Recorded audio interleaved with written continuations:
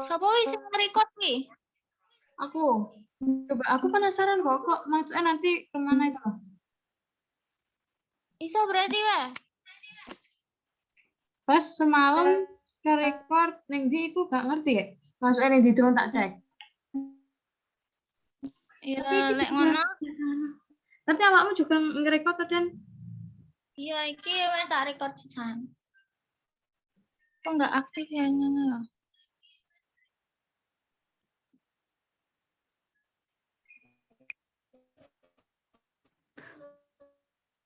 ayah sih, cuma nanti kalau semua panggilnya ayah nanti bingung berasa anaknya banyak. Terus kebetulan aku lulusan alumni psikologi UNES juga. Kalau angkatan masuknya itu 2013, lulusnya itu di tahun 2019. Jadi kalau perhitungan tahun mungkin ketemunya 6 tahun. Tapi kalau perhitungan semester itu ketemunya di 5 semester, 5 semester. 9 semester kalau nggak salah, 9 atau 10 gitu. Terus lulus di tahun 2019, sekarang lagi berkarya bersama Alpha Group, salah satu anak perusahaan dari Alpha Group yaitu Alfamart, itu ya. Di UNES juga banyak itu Alfamart. Teman-teman juga, aku yakin teman-teman pernah belanja di Alfamart juga, gitu ya. Terus kalau belum belanja, setelah ini berarti belanja, jangan lupa.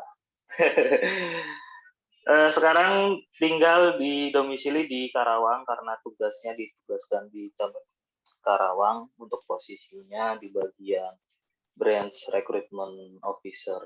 Mungkin itu aja perkenalan di awal, nanti lebih lanjutnya boleh kalau yang mau tanya-tanya ditanyain aja. Cukup, terima kasih. Wah, baik Kak. Senang sekali berkenalan dengan Kakak. Nah, yang selanjutnya, ini kedudukan pada struktur organisasinya sendiri di mana ya Kak? Oke, kalau aku mau jelasin mengenai struktur ini kemarin udah pernah aku ceritain ke Vicky sama Danti. Nah, pengennya, mau saya jelasin dari bawah ke atas atau dari atas ke bawah? Mungkin bisa ini ya dari atas ke bawah gitu. Berarti dari atas, berarti mulai dari atasnya dulu, nanti ke breakdown sampai dengan posisiku gitu ya. Iya Kak, boleh. Oke. Pertama dimulai dari nama departemennya, nama divisinya. Jadi nama divisinya itu adalah Human Capital. Nah, di dalam Human Capital ini posisi tertinggi yaitu di nama jabatannya adalah Human Capital Manager, gitu ya. Terus di breakdown lagi, Human Capital ini menaungi 2 departemen. Yang departemen pertama ada People Development. Di sana pimpinan tertingginya ada People Development Manager. Dan kemudian departemen yang kedua itu ada General Service. Pimpinan tertingginya adalah General Service Manager. Oke, kemudian aku mau fokus di People Development-nya aja. Karena General Service itu bukan bagianku. Nah, bagianku itu di People Development. People Development Manager ini menaungi 3 bagian. Jadi di breakdown ke bawah lagi ada 3 bagian. Bagian yang pertama ada recruitment. Kemudian bagian kedua itu ada training. Bagian ketiga itu ada personalia. Dan setiap 3 bagian ini ada koordinatornya. Jadi ada koordinator recruitment, koordinator training, dan koordinator personalia. Nah, karena aku di bagian recruitment, nah aku breakdown lagi.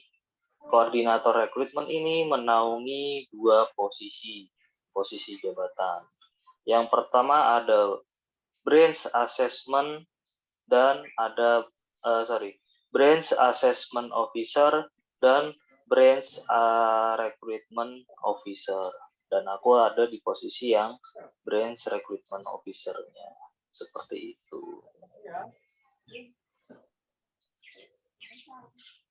Oh, baiklah Kak. Berarti Kakak ada di rekrutmennya ya? Ya, di Rekrutmen. bagian rekrutmen. Nah, pertanyaan selanjutnya Kak. Nah, kan kalau mau masuk jabatan itu pasti ada persyaratannya ya Kak? Itu persyaratannya Betul. apa aja ya? Oke, persyaratan administrasi atau job spec yang dimaksud? Persyaratan seperti Kak, pendidikan minimumnya, terus Oh gitu, mungkin kualifikasi mungkin ya iya maksudnya. kualifikasi ya. Oke, kualifikasi atau yang dalam istilah PIO itu job spesifikasi. Iya Kak. Oke. Jadi kalau untuk posisi branch recruitment ini, kualifikasinya bisa laki-laki, bisa perempuan. Usianya 18 sampai dengan 27 tahun. Pastinya masih single. Terus kemudian pendidikan terakhir wajib S1 psikologi. Nah, kemudian apalagi ya, pastinya menguasai alat tes, terus kemudian menguasai mengenai teknik interview juga, yang sering dipakai itu PEI. Terus kemudian wajib memiliki SIM A dan SIM C. Kenapa? Karena ini kebutuhan perusahaan. Jadi karena dulu sebelum pandemi, tim rekrutmen ini pasti mobile. Jadi dalam waktu 1 minggu, itu 3 hari di kantor, 2 harinya kita di jalan. Maksudnya di jalan kita keluar, proses rekrutmen di luar kantor gitu. Dan kita nggak ada supir, nggak ada fasilitas supir, jadi kita harus nyupir sendiri, tapi kita difasilitasi mobil gitu. Makanya wajib punya SIM A, SIM C. Nah, kenapa ada SIM C? Karena kalau misalkan mobil nggak ada, terpaksa memang kondisi terpaksa ya bisa pakai motor gitu. Cuma hampir jarang banget sih kalau pakai motor gitu. Terus apalagi ya? Mungkin itu aja sih yang menjadi kualifikasi di branch recruitment. Kalau mau bilang fresh graduate nanti udah kayak lowongan pekerjaan. Fresh graduate boleh melamar gitu. Oh, jadi seperti itu ya Kak. Menarik sekali ya Kak. Nah, kalau ini harus ada keterampilan khusus gitu nggak, hard skill, soft skill gitu? Keterampilan khusus mungkin salah satunya ini ya mengenai public speaking ya. Artinya oh ya tadi aku juga lupa.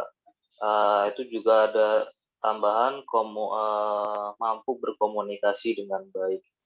Mungkin itu bisa masuk ke dalam skill soft skill gitu ya, karena kalau misalkan rata-rata lulusan S1 secara kompetensi kan idealnya menguasai alat tes, meskipun nggak semua alat tes, dan interpretasinya pun nggak terlalu jauh ya, karena terkait dengan kode etik psikologi, di mana S1 ini sebetulnya belum boleh sampai dengan tahap interpretasi, karena itu ada di S2 profesi ya, S2 profesi. Cuma karena kita beda angkatan dan beda kurikulum gitu.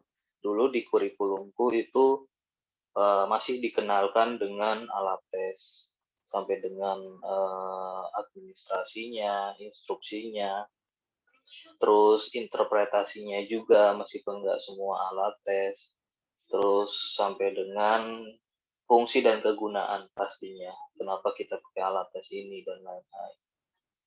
Terus kalau komunikasi itu nggak semua lulusan S1 psikologi punya kemampuan komunikasi yang bagus, karena itu kembali lagi ke individunya.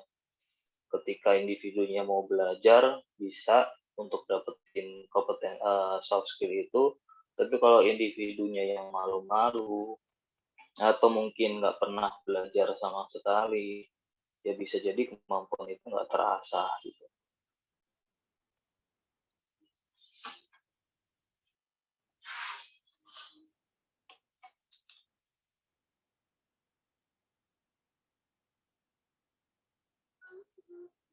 Halo. Iya, Mas Vicky. Oh, Ya, halo Kak. kirain Eh, terputus. Masih nyambung ya. Iya Kak, masih nyambung.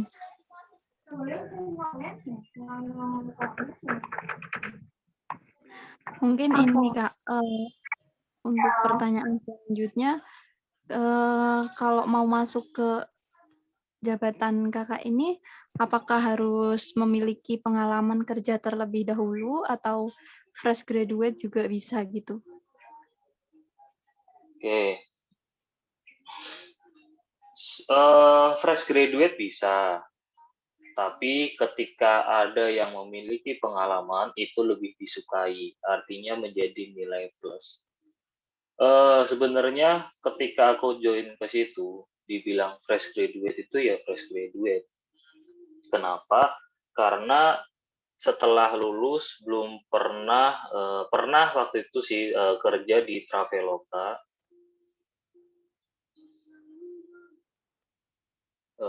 Pernah kerja di Traveloka, tapi bukan sebagai atau bukan berkaitan dengan SDM. Di sana sebagai customer service. Nah, setelah Traveloka di sana, ada lowongan di Karawang, posisinya rekrutmen, cobain deh, siapa tahu rezekinya. Dan ini juga sesuai dengan passionku di bagian rekrutmen gitu ya. Nah, jadi kalau dibilang fresh graduate ya fresh graduate karena pengalaman kerja sebelumnya nggak berkaitan dengan rekrutmen dan belum pernah ada ikatan hubungan kerja dengan perusahaan yang di bagian rekrutmen juga gitu. Tapi bukan yang artinya benar-benar fresh graduate. Dulu waktu kuliah itu sebelum aku nyelesain skripsi, mulai dari semester 8 itu aku udah ikut biro konsultan psikologi. Itu kantornya itu di Solo. Jadi dulu sering bolak-balik Semarang Solo, ya kerjaannya ya itu ngetes, ngerekrut, interview dan lain-lain gitu kan. Jadi kalau dibilang pengalaman ya dapat pengalamannya gitu, meskipun secara histori administrasi itu nggak dianggap karena itu kan freelance ya sifatnya, nggak ada hubungan kontrak. Jadi dibilang fresh graduate iya, tapi nggak yang benar-benar fresh graduate, kira-kira seperti itu. Oh iya Kak, makasih banyak Kak atas sharing pengalaman ini. Untuk pertanyaan selanjutnya mungkin bisa dilanjutkan oleh teman saya. Ya Mas, jadi mohon maaf sebelumnya ini tuh ujungnya 40 menit. Nanti kalau masuk boleh masuk lagi ya Mas. Siap, tadi juga udah ada peringatan. Dan nanti mungkin bisa pakai Zoom aku premium. Bagus tuh. Kenapa tidak bilang dari tadi? Tadi Terima aku kasih ya lupa. Maya. Iya. Bentar. Ini out dulu ya? Iya.